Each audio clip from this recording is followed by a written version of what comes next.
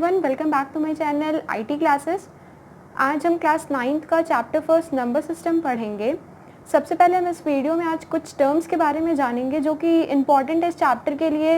ये कुछ टर्म्स ऐसे हैं जो पूरे होल चैप्टर में बार बार रिपीट करेंगे, तो इसीलिए हम सबसे पहले आज इनके बारे में पढ़ेंगे और नंबर सिस्टम की एक्सरसाइज 1.1 आज हम सॉल्व करेंगे।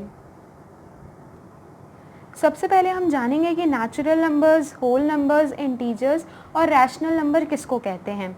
ये बहुत नॉर्मल सी चीज़ें हम लोग बचपन से ही पढ़ते आ रहे हैं। नेचुरल नंबर्स क्या होते हैं? जो जैसे 1, 2, 3, 4 सो ऑन, ये जो भी हमारे नंबर्स होते हैं वो हमारे नेचुरल नंबर्स होते हैं। मतलब यहाँ पे हमें एक चीज़ मार्क करने की ज़रूरत है कि इसमें ज़ीरो नेचुरल नंबर नहीं होता है। 1 से लेकर के कैरी ऑन जहाँ तक भी जो भी नंबर्स होते हैं वो सभी नेचुरल नंबर्स होते हैं, लेकिन ज़ीरो हमारा नेचुरल नंबर नहीं होता है। देन होल नंबर्स आता है। होल नंबर्स भी क्या? 0, 1, 2, 3, 4 एंड सो ऑन, ये हमारे होल नंबर्स होते हैं। यहाँ हमें क्या मार्क करने की ज़रूरत है कि यहाँ पे 0 होल नंबर होता है बट नेचुरल नंबर नहीं होता है। तो 0 is a whole number but not a natural number. अब क्या है हमारा इंटीजर्स। इंटीजर्स हमारे पॉजिटिव भी होते हैं, नेगेटिव भी होते हैं। 0 भी एक इंटीजर होता है। पॉजिटिव इंटीजर का अगर हम केस में देखेंगे तो क्या हो सकता है? 1, 2, 3, 4 so on, these are our positive integers। Negative integers फिर क्या होंगे? नेगेटिव इंटीजर्स अगर हमें लिखना है तो -1, -2, -3, -4, ये सब हमारे नेगेटिव इंटीजर्स होते हैं। Positive integer +1, +2, +3, +4 and negative integers are -1, -2, -3, -4 and so on. 0 is also a integer. 0 भी एक इंटीजर होता है। देन रैशनल नंबर्स क्या होते हैं? रैशनल नंबर्स बस the numbers which are in the form of p/q। मतलब p/q में जो भी नंबर्स होते हैं उनको हम रैशनल नंबर कहते हैं। लेकिन यहाँ पे ये जो q है वो 0 के इक्वल नहीं होना चाहिए। मतलब q कुछ भी नंबर हो सकता है लेकिन 0 नहीं हो सकता है। तो the numbers which are in the form of p/q where p and q are integers and q is not equal to 0। तो p/q जैसे एग्जाम्पल हम इसका देख सकते हैं, जैसे 1/2, 3/4, 5/6, ये सभी हमारे रैशनल नंबर्स हैं। अब कुछ लोग मेरे से पूछेंगे कि क्या 0 रैशनल नंबर है? तो इसका आंसर होगा कि हाँ, 0 एक रैशनल नंबर है। अब कुछ लोग इसमें पूछेंगे लेकिन ये तो p/q फॉर्म में नहीं है, तो ये कैसे रैशनल नंबर हो सकता है? तो 0 इसलिए रैशनल नंबर है क्योंकि 0 को हम क्या लिख सकते हैं? 0/1 लिख सकते हैं। तो इसीलिए 0 एक रैशनल नंबर है। और अगर हम वही होता 5/0 क्या एक रैशनल नंबर है? तो 5/0 एक रैशनल नंबर नहीं है। क्यों? क्योंकि मैंने अभी ऊपर बताया कि q is not equal to 0। तो 5/0 रैशनल नंबर नहीं है और 0 रैशनल नंबर है। बस ये हमारे कुछ इतने ही टर्म्स हैं जो इस चैप्टर में बार बार रिपीट करेगा। इसीलिए मैंने स्टार्टिंग में इस चैप्टर को स्टार्ट करने से पहले आपको ये कुछ टर्म्स बता दिए हैं जो कि पूरे चैप्टर में हेल्पफुल रहेंगे। अब हम अपनी एक्सरसाइज 1.1 इस चैप्टर की देखेंगे। तो हमारी एक्सरसाइज 1.1 का क्वेश्चन नंबर फर्स्ट सबसे पहले क्या बोला है हम ये देखते हैं। Is 0 a rational number? Can you write it in the form of p/q where p and q are integers and q is not equal to 0। तो हमारा क्वेश्चन क्या कह रहा है कि क्या 0 हमारा रैशनल नंबर है या नहीं है? 0, अभी मैंने पीछे बताया कि 0 एक रैशनल नंबर है। क्यों? क्योंकि हम 0/1 लिख सकते हैं। तो क्वेश्चन में यही बोला कि इज 0 अ रैशनल नंबर? तो yes, 0 is a rational number. Can you write it in the form of p/q where p and q are integers and q is not equal to 0? तो हम क्या लिखेंगे? Yes, we can write it in the form of p/q। तो क्या लिख सकते हैं हम? Yes, 0 is a rational number. और दूसरा क्वेश्चन क्या पूछा कि can we write it in the form of p/q? तो yes, we can write it.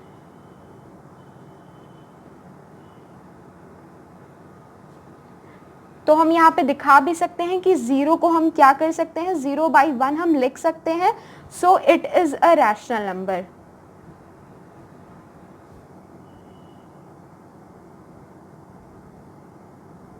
बस हमारे क्वेश्चन में इतना ही बोला था कि क्या 0 एक रैशनल नंबर है, और अगर है तो क्या हम इसे p/q के फॉर्म में लिख सकते हैं. तो हम जानते हैं कि अगर 0 एक रैशनल नंबर है तो सिंपली हम उसको p/q फॉर्म में लिख सकते हैं. तो इसका आंसर सिर्फ इतना होगा कि ये 0 is a rational number. We can write it in the form of p/q, that is 0/1.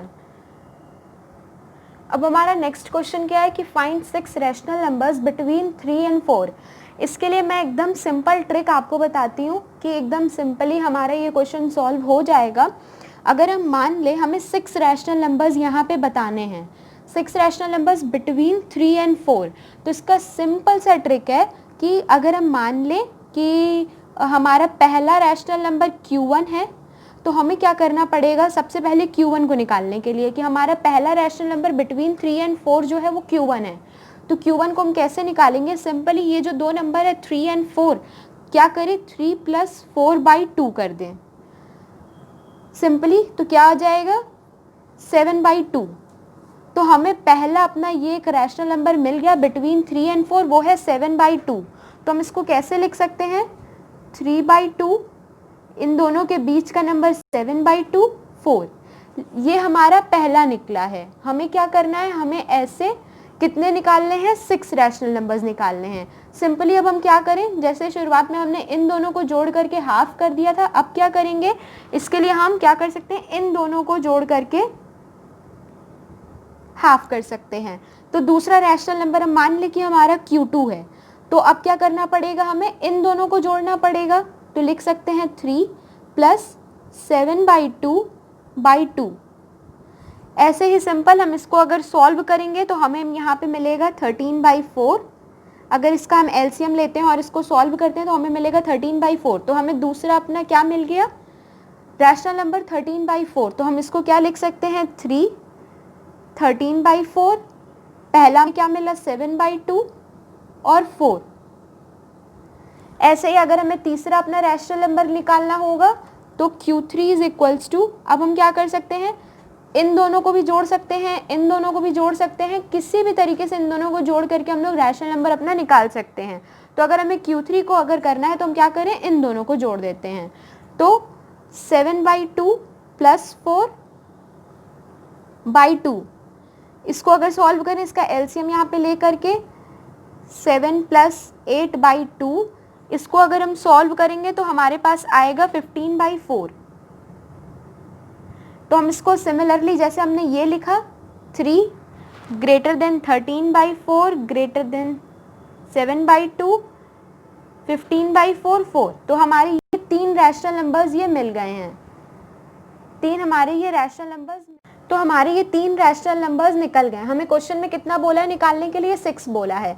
तो हम इसके लिए क्या कर सकते हैं, 6 निकालने के लिए इन दोनों को ऐड कर सकते हैं 1, दूसरा इन दोनों को ऐड करके 1 निकाल सकते हैं, फिर इन दोनों को ऐड करके एक और निकाल सकते हैं. तो आगे का प्रोसीजर सेम होगा, ये आप लोग करके देखिएगा. अगर कोई प्रॉब्लम होगी तो आप मेरे को इसके लिए कमेंट कर दीजिएगा, तो मैं पूरे 6 रैशनल नंबर्स आपको निकाल के दिखा दूंगी.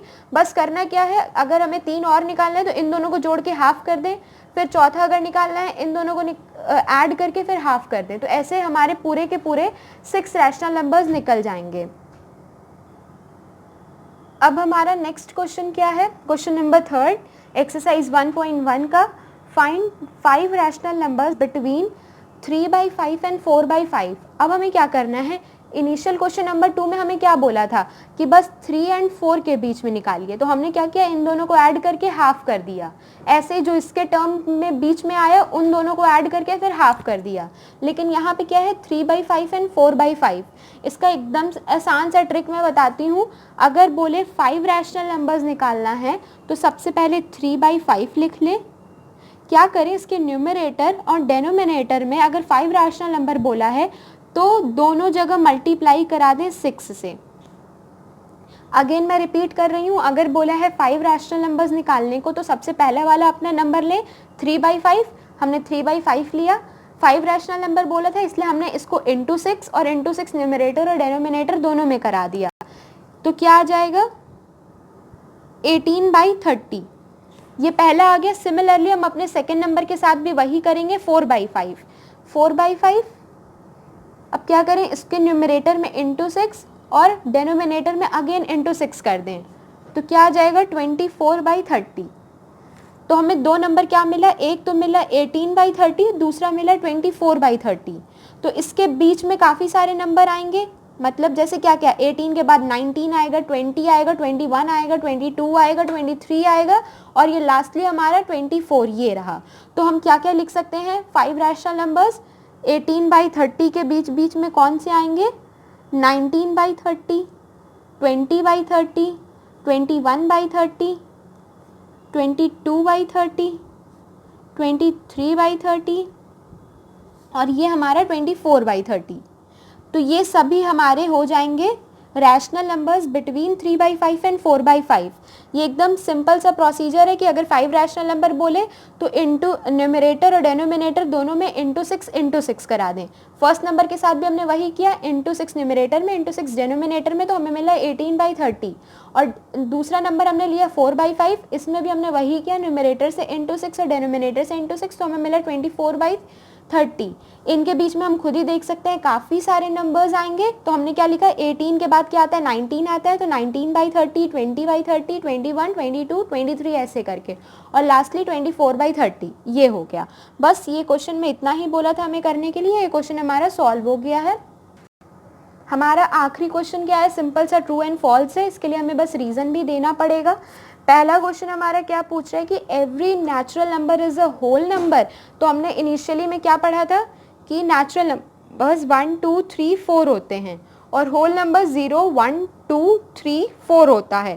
तो ये पूछ रहा है कि क्या नेचुरल नंबर्स होल नंबर्स होते हैं। तो हम यहाँ पे देख सकते हैं कि हाँ, जो नेचुरल नंबर्स होते हैं वो होल नंबर भी होते हैं। तो ये क्या हो जाएगा, ये ट्रू हो जाएगा।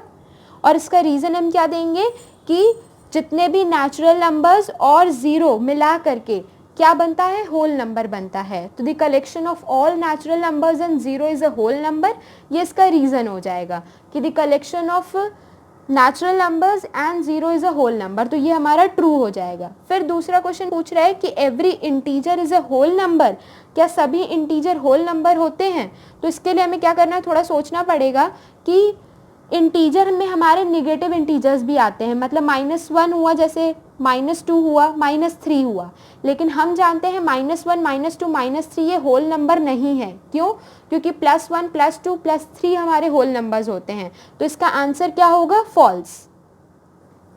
क्यों, क्योंकि जो नेगेटिव इंटीजर्स होते हैं वो होल नंबर्स नहीं होते हैं। तो हम इसका रीज़न क्या दे सकते हैं कि negative integers are not whole numbers. तो इसका ये रीज़न हो जाएगा और ये फॉल्स हो जाएगा। फिर हमारा आखिरी क्वेश्चन क्या कह रहा है कि every rational number is a whole number, क्या सभी हमारे रैशनल नंबर्स होल नंबर्स होते हैं। तो रैशनल नंबर क्या p/q के फॉर्म में होता है, लेकिन हमारे होल नंबर्स क्या 1, 2, 3, 4 होता है। तो हम इसको क्या लिख सकते हैं कि ये फॉल्स हो जाएगा। रीज़न हम क्या दे सकते हैं कि जो रैशनल नंबर्स होते हैं वो p/q के फॉर्म में होते हैं और q जो होता है वो नॉट इक्वल टू 0 होता है। तो इसका ये रीज़न हो जाएगा और ये फॉल्स हो जाएगा कि सभी रैशनल नंबर्स होल नंबर्स नहीं होते हैं। तो ये हमारी क्लास 9th का चैप्टर 1 नंबर सिस्टम की एक्सरसाइज 1.1 थी। नेक्स्ट वीडियो में मैं पोस्ट करूँगी एक्सरसाइज 1.2। अगर इस वीडियो में किसी भी क्वेश्चन में कोई भी प्रॉब्लम हो, कोई स्टेप न समझ में आया हो या कोई क्वेश्चन दोबारा समझना चाहते हो, तो उसके लिए आप मेरे को कमेंट कर सकते हैं। फर्दर ये वीडियो आप अपने फ्रेंड्स के साथ ज़रूर शेयर करें, लाइक करें, सब्सक्राइब करें, press the bell icon for the upcoming videos. Thank you so much. Hope you like this video.